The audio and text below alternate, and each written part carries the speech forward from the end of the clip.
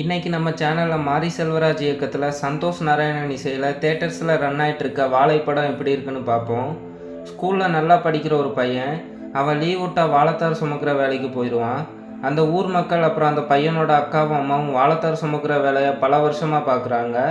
ஒரு நாள் அந்த பையனோட வாழ்க்கையில் மறக்க முடியாத ஒரு சம்பவம் நடக்குது. அப்படி என்ன நடந்துச்சு, இதுக்கான பதில் தான் இந்த வாழை படம். நல்லா இருக்குது. முன்னவே சொல்லிடுறேன், படம் கொஞ்சம் ஸ்லோ தான். மாரி செல்வராஜ் நல்லாவே இந்த படத்தை எடுத்திருக்காரு. இது பேஸ்ட் ஆன் ரியல் ஸ்டோரி. இந்த படத்தோட பெரிய ப்ளஸ்னால் அது மியூசிக் தான். சந்தோஷ் நாராயணன் பின்னிட்டாரு. பேக்ரவுண்ட் ஸ்கோர்லாம் நல்லாவே இருந்துச்சு. இந்த படம் எல்லா டைப் ஆடியன்ஸுக்கும் செட் ஆகும்.